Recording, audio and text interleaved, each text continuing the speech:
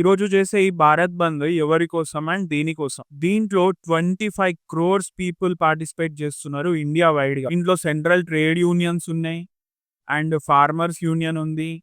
And మీకు banking సెక్టర్‌కి సంబంధించిన అన్ని యూనియన్స్ ఉన్నాయి. Anganwadi workers, ASHA workers, teachers, students, youth organisations, insurance company employees, especially from rural areas. Government of India ఇంతకుముందున్న 29 labour లాస్‌ని మర్జ్ చేసి 4 లాస్‌గా వాటిని డిజైన్ చేసింది. గవర్నమెంట్ ఓన్ కంపెనీస్ అన్నీ ఇప్పుడు ప్రైవేటైజేషన్ అయిపోతున్నాయి. లైక్ బ్యాంక్స్ గానీ, రైల్వేస్ గానీ, భారత్ పెట్రోలియం గానీ, ఎల్ఐసి గానీ ఇట్లా ఒక్కొక్కటి మీరు ప్రైవేటైజేషన్ చేసుకుంటా పోతున్నారు. ఇన్‌ఫ్లేషన్ పెరిగిపోతుంది. ప్రైజెస్ అన్నీ పెరిగిపోతున్నాయి. కానీ మా ఇన్‌కమ్ మాత్రం లో ఉంటుంది. అండ్ ఈ స్విగ్గీ, ఓలా, ఊబర్ ఇట్లా చిన్న చిన్న జాబ్స్ చేసుకునే వర్కర్స్ గానీ, కాంట్రాక్ట్స్ వర్కర్స్ గానీ అసలు ఎంప్లాయ్‌మెంట్ సెక్యూరిటీ లేదు. ఒక రెగ్యులేషన్ లేదు.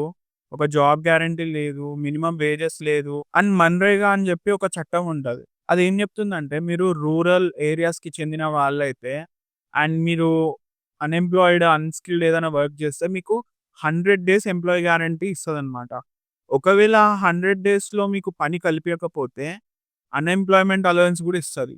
కానీ ఇప్పుడు వీళ్ళ డిమాండ్ ఏందంటే 100 డేస్ బదులు 40, 50 డేసే వర్క్ ఇస్తున్నారు. అండ్ మోర్ ఓవర్ ఆ ఇచ్చే మనీ గూడా సరిగ్గా ఇవ్వట్లేదు. డిలే చేస్తున్నారు. దీన్ని పెంచాలి. వర్కింగ్ డేస్‌ని పెంచాలి. అండ్ మనీ గూడా టైమ్ టు టైమ్ పడాలని చెప్పి వీళ్ళ డిమాండ్. సో, ఇట్లా ఒక్కటి గాదు అన్ని సెక్టార్స్ నుండి ఒకటేసారి ఎంప్లాయ్‌మెంట్ యూనియన్స్ అన్నీ కలిసి ఈ బంద్‌లో పార్టిసిపేట్ చేస్తున్నారు. పీస్‌ఫుల్ ప్రొటెస్ట్ అనేది లీగలే. కానీ మీరు పీస్‌ఫుల్ ప్రొటెస్ట్ అని జెప్పి వేరోళ్ళ షాపులు మూసేపియడము, రోడ్ బ్లాక్స్ జేయడము, పబ్లిక్ ప్రాపర్టీని డ్యామేజ్ జేయడం ఇది ఇల్లీగల్.